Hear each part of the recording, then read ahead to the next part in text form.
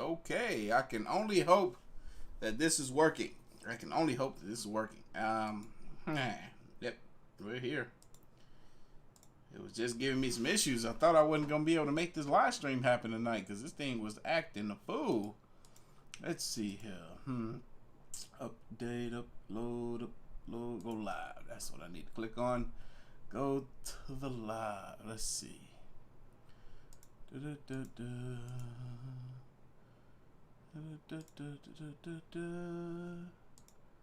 Hey there. Y'all let me know if you can hear me before we get this party started.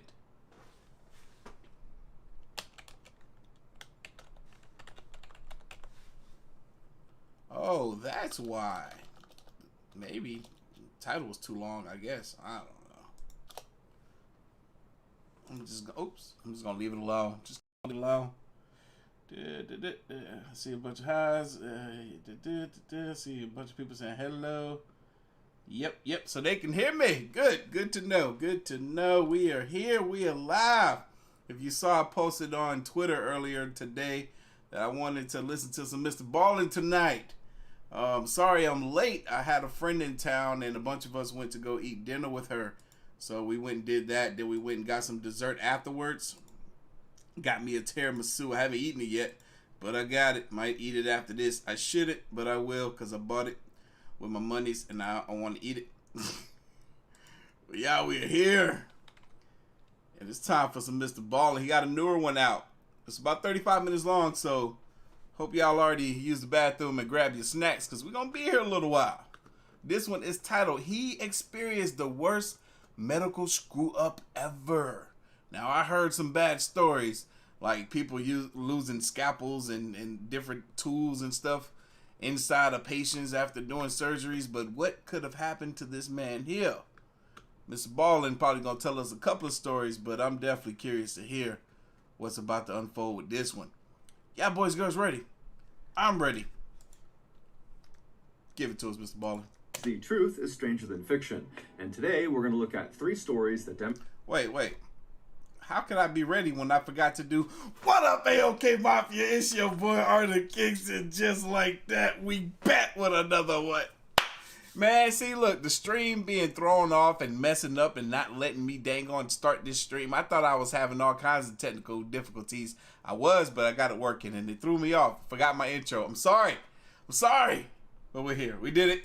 Demonstrate that. But before we get into today's stories, if you're a fan of the strange, dark, and mysterious delivered in story format, then you've come to the right place because that's all we do, and we upload once or twice every week. So if that's of interest to you, please offer to make the like button a nice oregano grilled cheese, but instead of using oregano, use ground up poison ivy. Also, please subscribe to our channel and turn on all notifications so you don't miss any of our weekly uploads. All right, let's get into today's stories. Let's go. Oregano, grilled cheese, poison ivy. My throat gonna be itchy.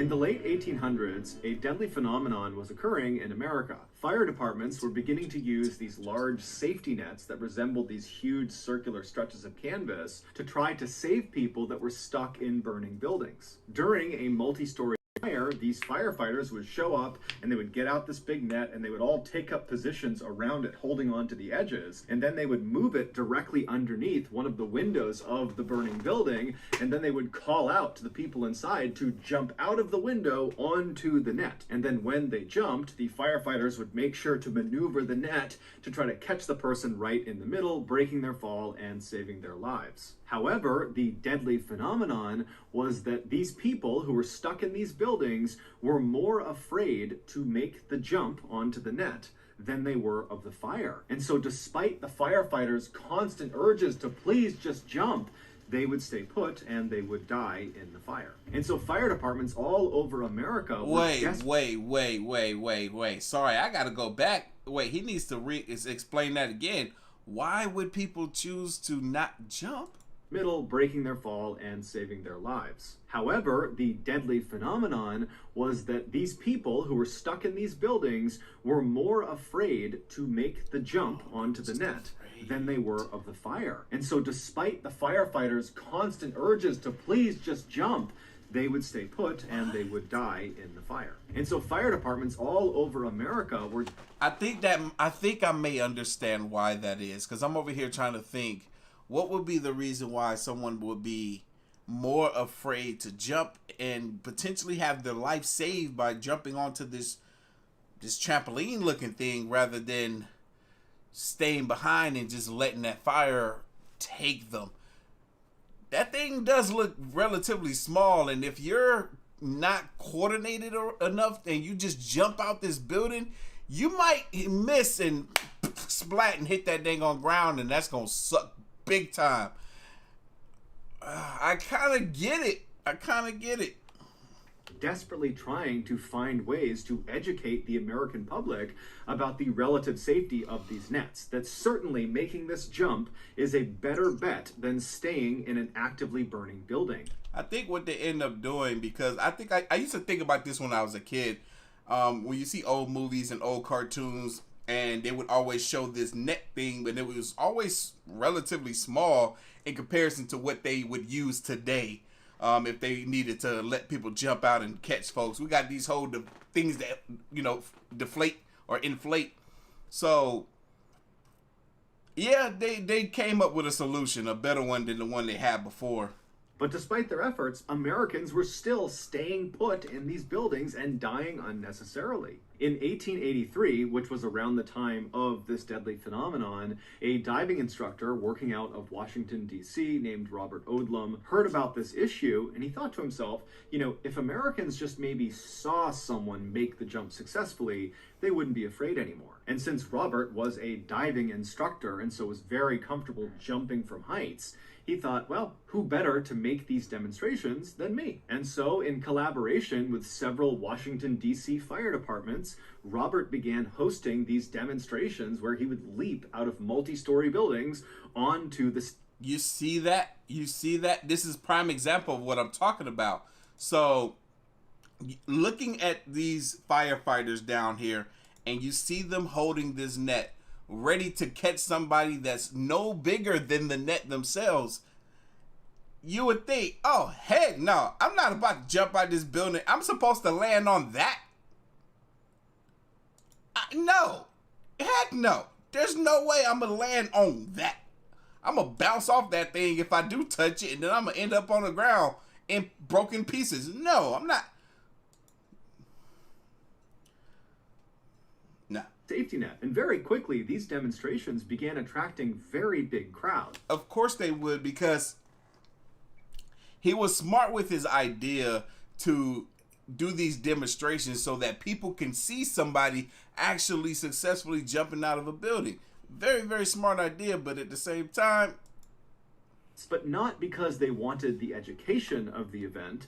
They just wanted to see someone jump out of a building onto a net. It was like a circus act. Yeah. And Robert, who was not expecting this to happen, found himself really enjoying the attention he was garnering, and so pretty quickly he stopped doing demonstrations to show off fire net safety and instead began jumping off of huge bridges into bodies of water just because people thought it was awesome. He was becoming this celebrity in Washington, D.C. And soon, Robert began taking his show all over the country, basically touring to all these bridges all over America, and he would put out these flyers all over the city, encouraging people to show up to the bridge on the day of his jump, and then when he would get to the bridge, there'd be hundreds and hundreds of people cheering him on. But Robert's very unlikely and rapid rise to fame and fortune quickly spawned copycats. And in 1885, so 2 years after Robert had begun this jumping venture, his popularity was beginning to wane because he was no longer as unique. Before, it was really just him doing these jumps,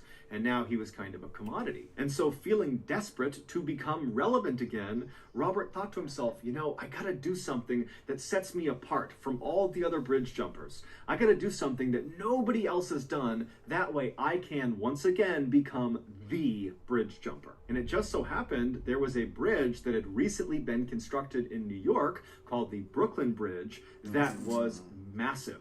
It spanned 1,600 feet from Brooklyn across the East River to New York City, and at its highest point, it was a whopping 130 feet off of the water. And so if Robert made that jump, he would actually set the record for the highest bridge jump ever. But By this point, bridge jumping had become popular enough that police had caught on to it and they had made it illegal, mostly to protect the bridge jumpers from themselves. And so anytime police saw advertisements for an upcoming bridge jump, they would show up to the location on the day of the jump in force and they would stop the jumper from jumping. And so Robert knew this, but he still needed to get the word out about this big Brooklyn Bridge jump. And so he created a very clever word-of-mouth campaign amongst people in New York, and he also began handing out these flyers that were fairly cryptic, but still told people where to go and at what time for this big spectacle they were going to see. And on May 19th of that year, the day of the jump, Robert's underground advertising campaign had worked beautifully. By early that morning, the Brooklyn Bridge was covered with hundreds and hundreds of people, also down on the banks as well. There's all these people who are all waiting to see Robert make this record-setting jump. Robert had become a bit of a showman since he began doing these bridge jumps, and he had developed a sort of trademark entrance. He would arrive in a black horse and carriage, and then once it stopped on the bridge, he would leap out, and he'd be wearing this long coat, and he would take it off. Oh my God. What started as him doing something for good and it turning into something he wasn't expecting for it to turn to has made him this big showboating spectacle for people to watch and view. Dude, that's not what you were supposed to do with that power of yours. You turn a power of good into a power of unnecessary. I wouldn't necessarily say evil, but it's unnecessary. I mean, you let it get to your ego, and this can't end well. Revealing his swimsuit, and the crowd would cheer, and then he would wave to the crowd, and then he would just run to the edge and leap off the bridge. And so on May 19th, all these people who are waiting for Robert, they're looking for this black horse and carriage, and around noontime, someone spotted it. It was coming onto the bridge from the Brooklyn side, and then once it stopped on the bridge, the door flung open, and Robert leapt out in his big coat. He ripped his coat off, revealing his swimsuit. The crowd was going wild. Everyone was so pumped about this. He's waving and getting ready, and he starts running to the railing to make this jump, and before he jumps, the police swarm him and arrest him. They already, I knew they were going to know. I knew the cops were going to be there because, hey, just because you're trying to secretly get the word out via these cryptic flyers, you don't think somebody was going to, like, tell the cop, hey, look, man, this dude's trying to jump off this bridge. He could hurt himself. Y'all might want to pull up. Were not dumb. They had caught on to this underground advertising campaign, and so like everyone else, they were out in force on this bridge. There were all these officers everywhere, and so as soon as they saw this carriage, they immediately rushed over, intercepted it, and they stopped him. Of course. And so as they're arresting Robert, the crowd is starting to boo, and they're chanting, "Let him jump! Let him jump!" And the police, who are all kind of gathered on the Brooklyn side of the bridge, they're telling people to start to disperse, and as they're doing this, something incredible happens. On the far other side of the bridge, on the New York side of the bridge, another black horse and carriage had just come to a stop on the bridge. The doors had flung open, and a man had jumped out wearing a long coat. He had ripped it off, revealing a swimsuit, and the crowd went wild. It was the real Robert Odlum. The man the police had arrested was actually an actor that Robert had paid to pretend to be him. Robert had told him to show up at a particular time and make the typical entrance that he would in order to suck all the police to that side of the bridge. And then while that was happening, Robert would show up and have enough time and space to make the jump. Hey, this man thought ahead. I give it to him. He was quick. He thought ahead. And his plan had worked perfectly. And so the police, who are on the Brooklyn side, they see this happening and they realize there's no way they can run all the way across the bridge and stop Robert before he makes the jump. And so, like everyone else, they just kind of walked to the railing and they watched. And so the real Robert, after revealing his swimsuit, he waved to the crowd, he's smiling, everyone's going crazy, and he runs over to the railing, he climbs onto the other side, and he's looking out over the water, and he gives one more wave to everyone down below in boats and on the banks and on the sides of the bridge, and everyone's going crazy. and then he jumps. Onlookers would later say that at first his jump was perfect. As soon as he leapt off the bridge, like he always did, he put his right arm straight over his head and he tucked his left arm by his side. This allowed him to stay in an upright vertical position as he fell. But just a second into his fall, a strong gust of wind blew Robert off his axis, and suddenly he was falling on his side. Now, it's important to understand, bridge jumpers, when they jump from really high heights, they need to land feet first in a vertical position. This allows their feet to, quote, break the surface tension of the water before the rest of their body comes crashing down. And if they do it that way, the water functions much like the firefighter's safety net. It will break the jumper's fall and save their life. But if the jumper lands at basically any other angle, the water tension will not break fast enough before the rest of their body hits the surface of the... Yeah, hitting that water at any angle from those type of heights,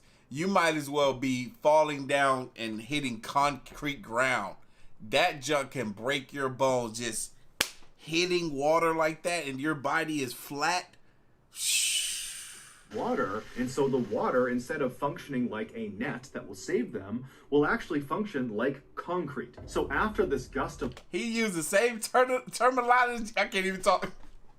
He used the same words that I did, the same terminology. Wind had blown Robert onto his side. He began flailing in midair to try to get himself back to his upright vertical position, but he couldn't do it in time, and so he slammed into the water directly on his right side. And when the crowd saw this, they figured something was wrong, but they didn't really know, and so everyone just kind of gasped and waited to see what would happen next. And they're looking, and then finally Robert emerges from the deep, except he's face down and he's motionless. And so some of Robert's friends who were on a boat below, they leapt into the water, they swam over to Robert, they pulled him back to the boat, they got him up on the deck, and when they looked at him, he looked awful. There was blood coming out of his mouth, he was barely conscious, and he would just say to them, "Did I make a good jump?" And then he would die. An autopsy would reveal that Robert's impact with the surface of the water had basically obliterated all of his insides. Amongst other things, his liver, his spleen, and both his kidneys had ruptured, and all of the ribs on his right side were broken.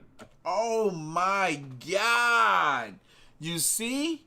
This is what I was talking about. Dang, that's so crazy. Oh my God. His spleen, his liver, his kidneys, all that stuff ruptured. The right side of his ribs all broken. Oh my God. That's wild. A year later, another bridge jumper named Larry Donovan would make the jump off of the Brooklyn Bridge and survive, setting the record for the highest bridge jump at the time. Damn. In 1978, 49-year-old Georgy Markov, who was originally from Bulgaria, was living in London and working as a reporter for the British Broadcasting Company, or BBC for short. Georgy had moved to London 6 years earlier, and in the early days of him being in the UK, he would always take a cab or a bus to work. But over the last couple of years, he had taken to walking to work. Not only was it great exercise, but he also just loved the scenery. In particular, he liked on his commute to stop on the Waterloo Bridge, this very famous bridge in London, where from that position he had a beautiful view of the Westminster Palace on one side, and he had the iconic London Eye on the other, which is a very famous Ferris wheel. So on the morning of September 7th of that year, Georgie got up and he left his flat and he began his typical commute into work. However, by the time he reached the Waterloo Bridge and was getting ready to take in the sights, it had started to rain, and Georgie did not have an umbrella. And so instead of sightseeing, he just kept on walking as quickly as he could to try to get to his office before he got completely soaked. But by the time he was just on the other side of the Waterloo Bridge and still had quite a distance to cover to get to work, the skies had completely opened up. And so as much as Georgie wanted to walk, because this was something he really enjoyed, he decided it was not worth it. And so he began looking for a bus stop, and he found one pretty quickly, and he rushed over to it. There was an awning that the commuters could stand underneath, and so he ran under underneath this awning, getting out from under the rain, and then he proceeded to wait for the next bus to take him the rest of the way. As he stood there waiting, he suddenly felt a shooting pain in the back of his right thigh. And instinctively, without even knowing what it was, he just reached down and grabbed his leg, but he couldn't feel anything. And then he tried to kind of look around and look down at his leg, but it was just too crowded around him, so he really couldn't do it.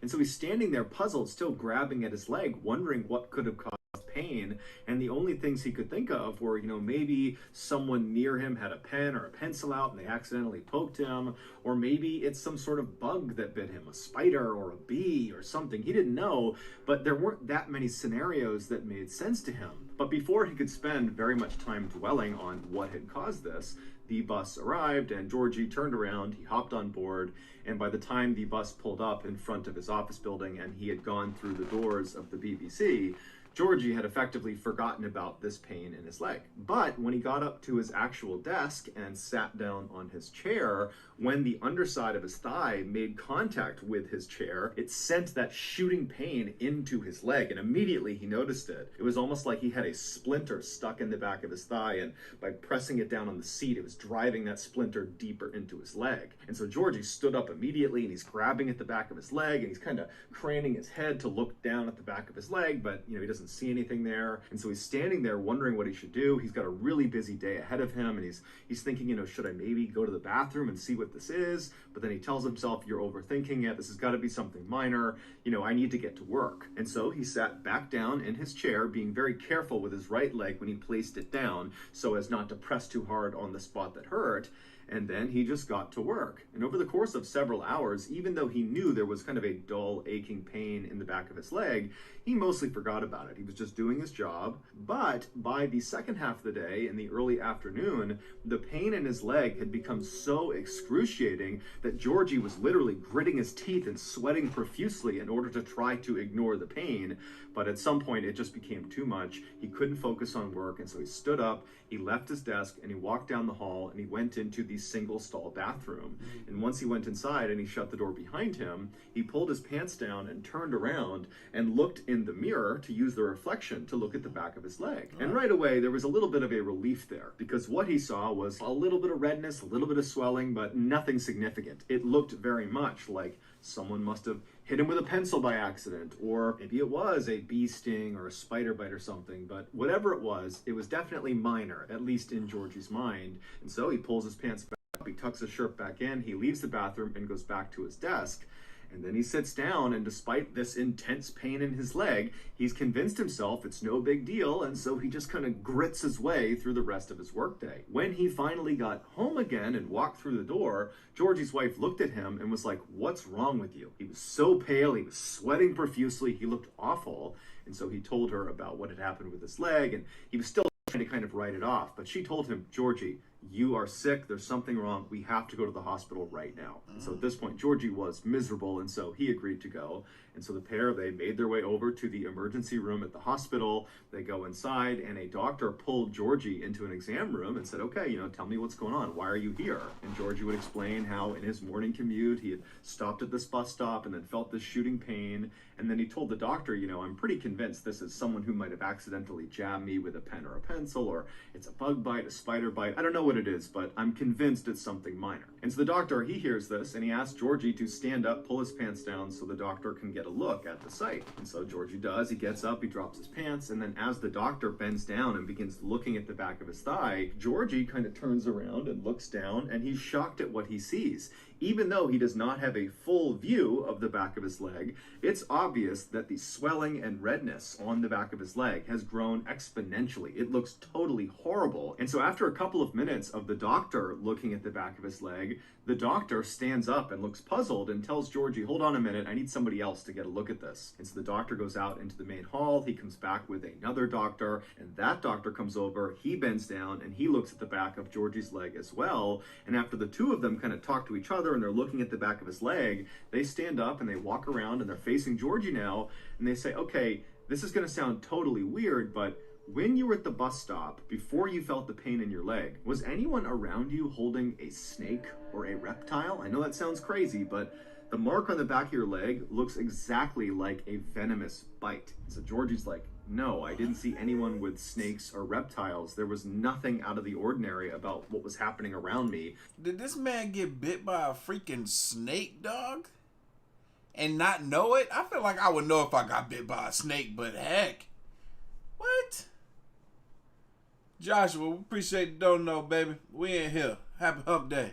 When I felt this pain in my leg. We were all just standing there, and then I felt it in my leg. That was it. And so the doctors would tell Georgie that, they didn't really know what was going on with his leg. And so the best thing to do here is just to admit him to the hospital and monitor him and, try to run some tests on him and try to make him comfortable. And so that night, Georgie was admitted to the hospital. He was set up in his own hospital room. And right away, the nurses and doctors began administering different combinations of medicines and treatments to try to lower the swelling and the pain in his leg.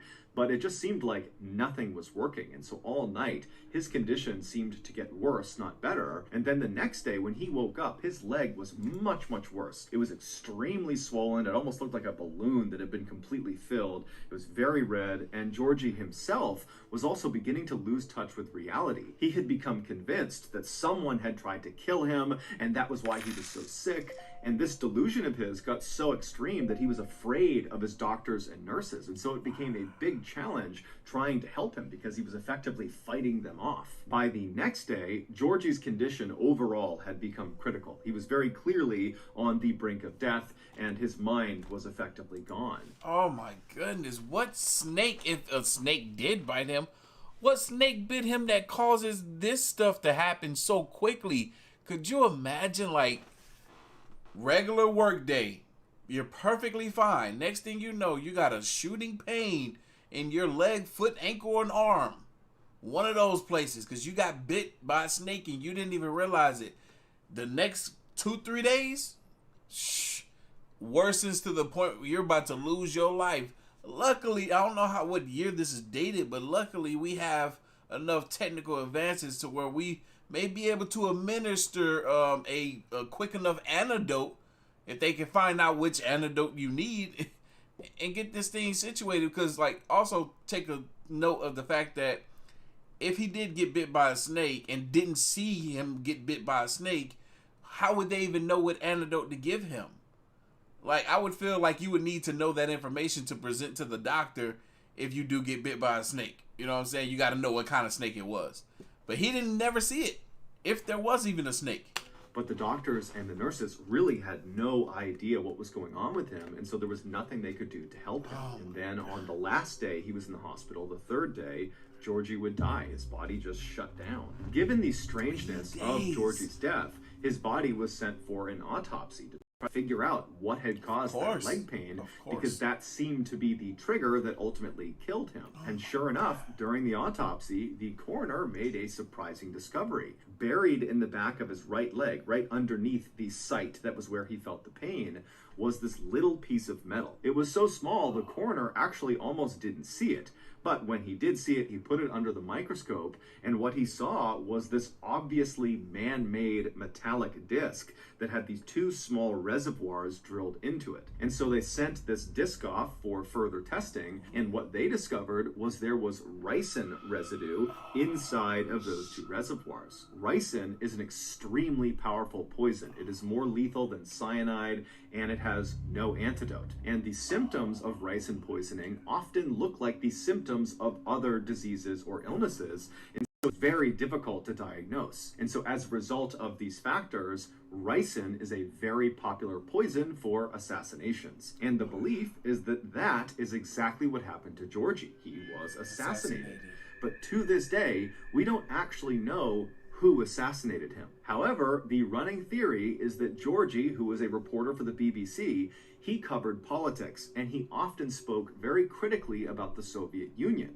And so this theory goes that the Soviet Union's intelligence agency, known as the KGB, they assassinated Georgie for what he was writing about. Adding credence to this theory, a former KGB officer named Oleg Kalugin, who was exiled to the United States in 1991, he claimed that he oversaw the assassination program that targeted Georgy Markov. He said what they did is they put this little tiny disc, that metal disc with the ricin inside of it, they put that at the tip of an umbrella, and they made sure the disc itself was fairly sharp. And then the KGB assassin with this umbrella simply followed Georgi on his typical morning commute, and then when he stopped at that bus stop, the assassin jabbed him in the back of the leg and then faded into the crowd. According to Oleg, those little metallic discs that had the ricin inside of them, they were actually covered with a thin layer of wax, and only when this disc had been placed inside of the target's body would their body heat melt that wax layer off, exposing the poison, and then their target would die several days later, as Georgi did. Wow! What? What? That's crazy! Dang! That is wild. This man actually, hey, you would think that he was delusional. That's why he was like, yo, no, y'all stay away from me. Somebody's trying to kill me. I don't know who did this, who this was, but he was perfectly right. He was absolutely correct to think that, because that's exactly what happened. Somebody assassinated him. And what's crazy is, like, there's no cure for that. It's just going to happen. Wow. This is a trip. Oh. Rose, you are welcome. Thank you for the donut. We in here, baby. However, Oleg's story, despite being as compelling as it was, didn't have any hard proof to back it up. And so to this day, there has been no one officially charged with Georgy Markov's murder. Man, I don't want to say what I'm thinking right now. It just gives too many people any ideas. Screw it, I'm going to say it anyway. So they didn't believe the man's story. Supposedly he was in charge of the whole assassination of this guy, but they didn't believe his story because there wasn't enough evidence. I mean, if his story was true, how much evidence does one need? If somebody was to make one of those little balls with the ricin in it, put it on the tip of a dang on umbrella, and was able to jab somebody with it, I'm like, you probably can do that with some gloves on. You can do that without leaving any trace of DNA that's going to trace that back to you.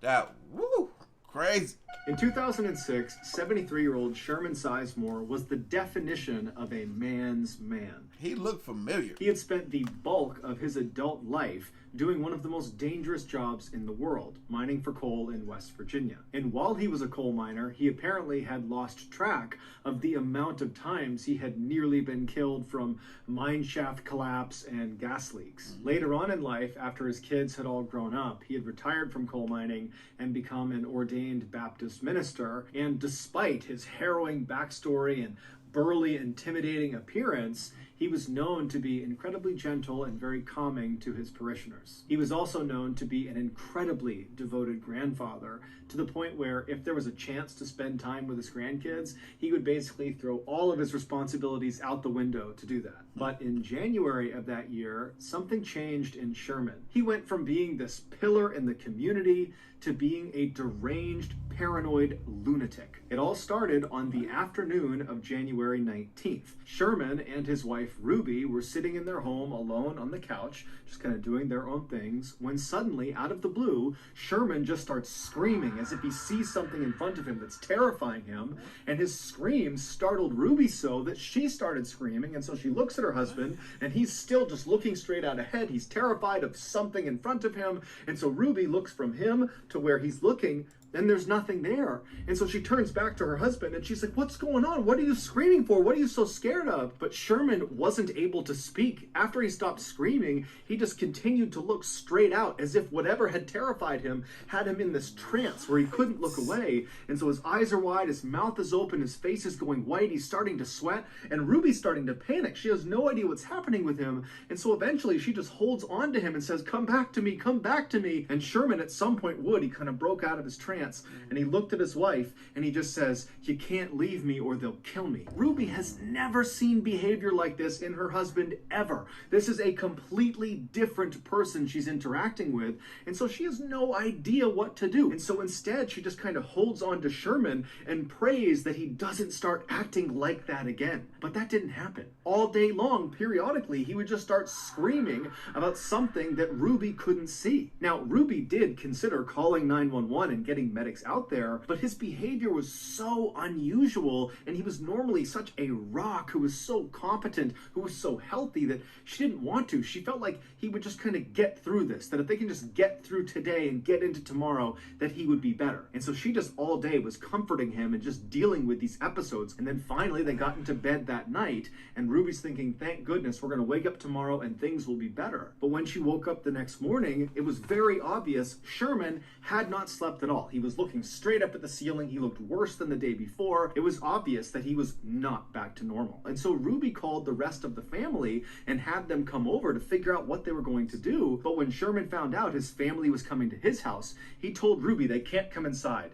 He was afraid they and others were conspiring to bury him alive. The only person he could be around was Ruby, and his whole family had no idea what to do. Little did they know, there was actually a very specific reason he was acting the way he was. Of course. A few months before January 19th, which was the day Sherman turned into this different person, a few months earlier, he began complaining of severe abdominal pains. And so he and his wife Ruby and his daughter, they went to the hospital, and the doctor, after examining him and running some tests, determined that most likely his pain was coming from his gallbladder. But the only way to be sure would be to do some exploratory surgery and literally look inside of Sherman's gut and look at his gallbladder and see if that was the problem. And so the doctor asked Sherman, are you prepared to do an exploratory surgery, or would you like to just kind of wait it out and see what happens with this pain? And so Sherman talked it over with his wife and his family, and they made the decision that the pain was just too much, and so they would go forward with the surgery. I have a theory. I'm not going to say what my theory is. I'm just going to let Mr. Ballin kind of piece what I'm thinking together. We'll get back to my idea. So on the morning of January 19th, so again, this is the day that Sherman basically loses his mind, he goes into the hospital completely normal. He goes in with his wife, he goes in with his daughter, and he makes his way over to the surgery wing of the hospital. He says bye to his family, and he's put on a stretcher bed, and he's wheeled in and prepped for surgery, and then brought into the operating room. Okay. And while he was in the operating room, laying on his stretcher bed, flat on his back, looking straight up at all these bright lights above him, he just struck up some chit-chat with the nurses and doctors who were in the room prepping the room for surgery, and they were also putting the IV into his arm. Then at some point, one of the nurses lowered the oxygen mask onto Sherman's face so the anesthesiologist could administer the 2-drug cocktail that would knock him out for the surgery. Sherman was scheduled to get something known as general anesthesia for this operation, where basically he would be completely out, he wouldn't feel anything, they'd do the surgery, and then he would wake up in recovery. And so once this mask was on Sherman's face, the anesthesiologist began pumping him full of the drugs that would make him be knocked out for the surgery. However, the anesthesiologist only administered one of the 2 drugs necessary for general anesthesia. He administered the paralyzing drug, but he did not administer the actual anesthetic that would knock him out, and most importantly, would get rid of all of his pain. And so as this mask is on his face and Sherman believes he's being given the proper dosage of drugs, the nurse who was nearby told Sherman to go ahead and start counting backwards in his head from 10, knowing full well that Sherman would pass out before he reached 0. And Sherman knew this too. He had been in surgery before, and so he happily began counting in his head. 10, 9, 8, he started to feel something. 7, 6, 5, 4, 3, 2, 1. Boom, he was out. Except he wasn't. When he reached 0 in his head, counting down, he realized he had not passed out. He began taking mental stock of what was going on, and he realized he could completely... He was paralyzed, but he wasn't asleep. Oh no. Oh no. Feel his body. But when he tried to move his body, he couldn't. He was completely paralyzed. When he tried to make a sound, he couldn't, because his vocal cords were also paralyzed. The only thing he could move were his eyes. He could move them left and right. However, they had taped his eyes shut, so he can't see anything. And so Sherman is thinking to himself, okay, I've been given the drugs, maybe they're slow acting. Any minute now, I'm going to drift off to sleep, and this will just be a distant memory. But after a few seconds, he's hearing the doctors and nurses in the room. He can't see them, but he hears them. They seem to be moving towards doing this operation, and he's still awake. And so Sherman becomes frantic and starts flicking his eyes left and right as fast as he possibly can, and the rapid eye movement actually loosened the tape on both of his eyelids, and it created a tiny slit that he could actually look through. And what he saw terrified him. The surgeon was walking over next to him. He was getting his gloves on, and then the surgeon says, "Scalpel." And the nurse hands him this chrome metallic blade, and the surgeon takes the blade and begins cutting into Sherman's midsection. Sherman felt everything, but Sherman couldn't do anything about it. Woo! Woo! Woo! Oh no. That's crazy to think that the drugs that they gave him, I didn't even know that this was the case, that it's supposed to do two things. It's supposed to knock you out, and it's supposed to paralyze you.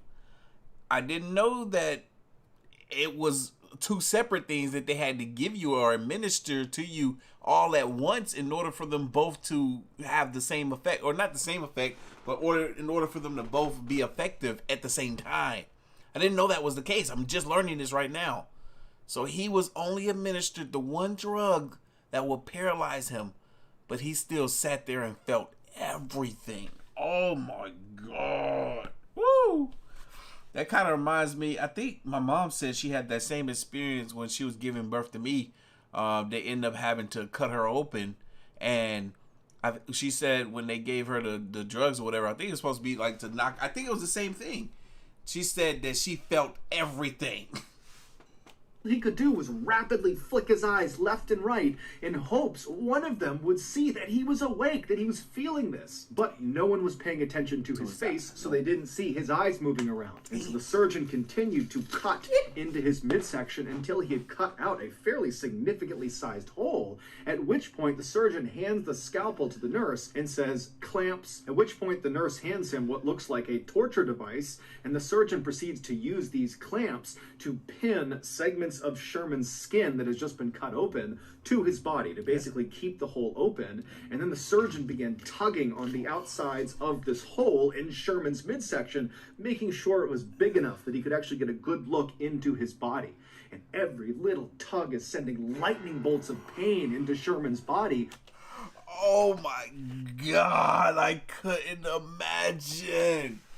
Oh my God. Oh my God. Could you imagine having surgery on your body like that and you can feel everything? Like, oh my God. Woo. That would mess me up. That I would have to sue. I'm suing you. You getting sued for millions of dollars because you didn't do this properly. You screwed up. Now I'm traumatized because I'm always remember what it feels like to be cut open and have somebody digging around in my insides. Oh my God. But again, all he can do is flick his eyes left and right, and no one's paying attention. Scope, the surgeon called out for, and the nurse handed him a camera that he jammed into Sherman's gut. And then the surgeon said, "Suction," and the nurse got what looked like a vacuum and pressed it inside of this open wound and began sucking out fluids from his body. The pain Sherman was experiencing is unimaginable. Every second felt like an eternity. Forceps, the surgeon called, and the nurse handed him these metal prongs that he put inside of this hole in Sherman's body, and he used them to dislodge his gallbladder so he could get a better look at it. By this point, Sherman wanted to die. He was no longer flicking his eyes left and right. He was just looking straight out, hoping someone would finally see him. And someone did. One of the nurses standing next to the surgeon looked up at Sherman's face and saw Sherman looking back, terrified at the nurse, at which point the nurse yelled out, "Stop, he's awake, Oh my God. The incompetent freaking doctors and nurse. Oh my God. Look, if you're a doctor or a nurse and you're watching me right now, please, if you're doing some surgery, open heart, whatever the freak it is, look at your patient's face. Look at their face. I know there's times where they have this veil thing that covers them from like over their head to like their neck, and you're only working on this area. Peek over the other side every now and then. Look at their face. I don't care if they got a tube down their throat, their eyes are taped down. Look at their eyeballs. If those eyeballs are moving, they might be feeling everything you're doing to them. He's awake, and the surgeon practically faints, and he looks over at the anesthesiologist and he calls him, "Get over here and fix this." And so the anesthesiologist comes running over from the side of the room. He gets up next to Sherman and begins pumping him full of painkillers. And as he's doing this, he has this moment of clarity. He remembers he didn't give him the anesthetic. And so as these new painkillers that have just been introduced begin to take their effect, Sherman's eyes go from being terrified to glazed over, and he does pass off to sleep. And so now he's out and he can't feel anything. But now the anesthesiologist and the medical team realize they have a very big problem. This patient just experienced 16 minutes of surgery and felt all of it. And at the end of it, when he wakes up, he's going to remember it, and he's probably going to file a lawsuit against the hospital. Yeah, I'm about to slap you with the fattest lawsuit you ever. I want $1 million for every minute. 16 minutes, 16 million.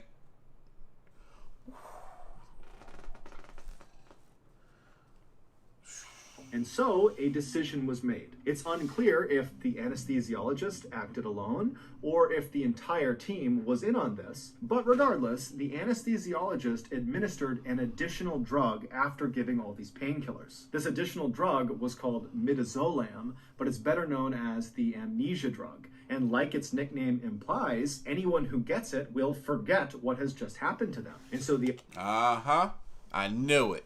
I was like, they gonna give this man something. That's why I was looking like this the whole time. I was like, they gonna give this man something that's gonna have him experience some amnesia.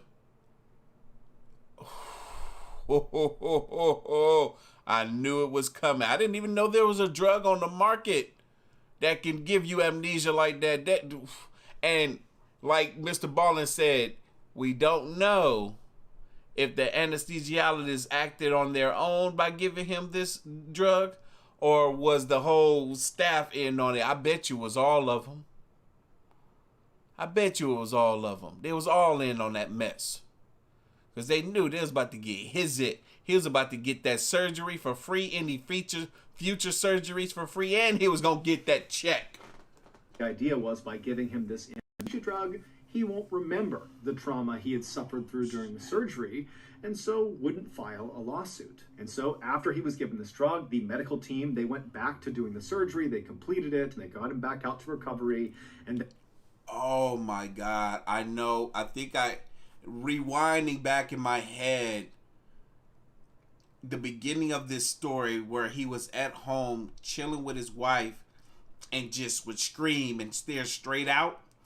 That was the screams that he was letting out that he couldn't let out during that surgery. When he was staring blankly into space, when he was just eyes wide open, feeling that excruciating pain, that was him reliving that whatever that medication is that give you temporary amnesia, it wore off. And all those memories of what happened came back to him. And he probably re-experienced some of that pain again, just in thinking about it.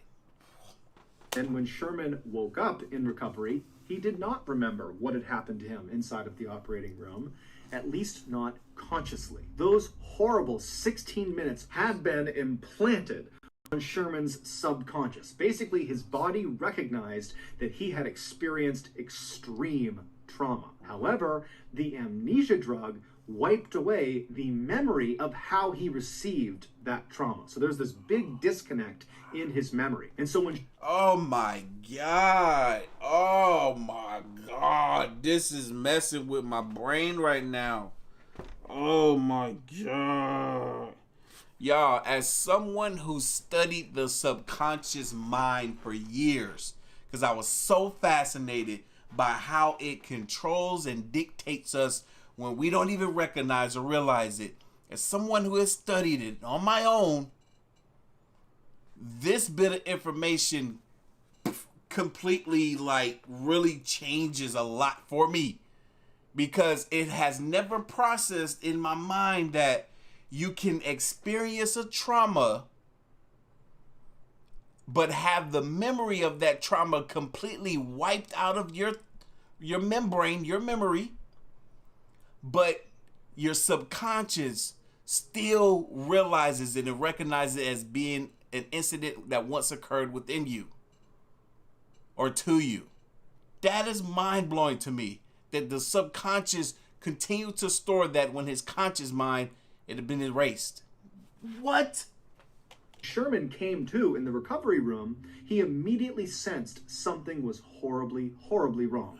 He was scared, he was anxious, he had this incredible sense of dread, but he had no memory to tie these feelings to. And so as Sherman is sitting in recovery, he must have tried to kind of hide the way he was feeling because he didn't even remotely understand it. That makes perfect sense. That makes perfect sense.